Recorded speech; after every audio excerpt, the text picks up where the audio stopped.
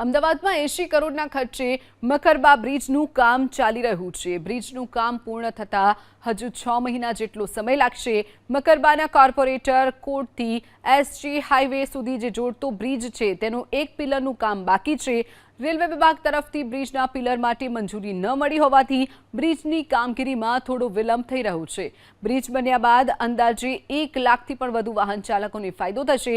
બ્રિજનું કામ પૂર્ણ થયા બાદ વાહન ચાલકો સરળતાથી એસજી હાઈવે સુધી પહોંચી શકશે। અમદાવાદ શહેરમાં ટ્રાફિકની સમસ્યાને હલ કરવા અલગ અલગ વિસ્તારોમાં ફ્લાયઓવર બ્રિજ બનાવવામાં આવી રહ્યા છે।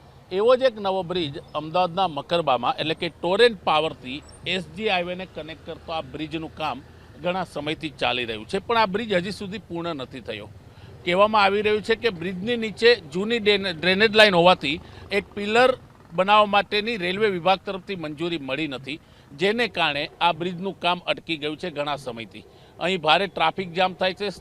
સ્થાનિકો અને રાહદારીઓનું કહેવું છે કે જો આ બ્રિજનું કામ ઝડપથી પૂર્ણ થાય તો 1 લાખથી વધારે વાહન ચાલકોને ફાયદો થશે। 80 કરોડના ખર્ચે આ બ્રિજ બનાવવામાં આવી રહ્યો છે, પણ વિભાગો વચ્ચેની જે સંકલનની નીતિ હોવી જોઈએ તેમાં ક્યાંક અડચણરૂપ હોવાને કારણે આ બ્રિજનું કામ પૂર્ણ નથી થઈ રહ્યું, જેને કારણે ખાસ કરીને જુવાપુરા સરખેજથી આવતા લોકો ટોરેન્ટ પાવરથી કનેક્ટ થઈને એસજી હાઈવે બાજુ નીકળવાનો પ્રયત્ન કરે છે તે ટ્રાફિક જામમાં ફસાઈ જાય છે।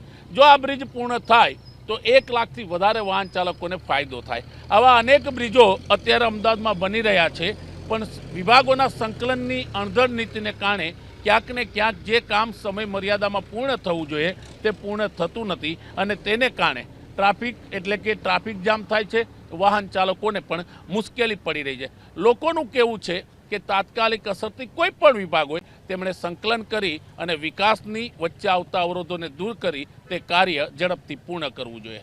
કેમેરામેન મલય દવે સાથે ભૌમિક વ્યાસ, એબીપી અસ્મિતા, અમદાવાદ। બ્રિજ બની ગયા પછી તો ઘણી બધી રાહ થઈ શકે, સીધો એસજી હાઈવે કનેક્ટ થાય છે, એટલે આ જે ફાટક છે અને આ જે સાંકડો રસ્તો છે જે વી નેક કહેવાય આપણે એકદમ ક્લિયર થઈ જશે। આપણે ઝડપથી પૂર્ણ થાય તો સારું છે, પણ એ ક્વોલિટીમાં થાય અને સલામત થાય એ અગત્યનું છે, કારણ કે જલ્દી ઉતાવળમાં કરે ને પછી બ્રિજ તૂટી જાય તો એ મતલબ નથી। એટલે જે થાય ને એ સારું થાય એવું છે, એટલે ક્વોલિટીમાં વસ્તુ થવી જોઈએ।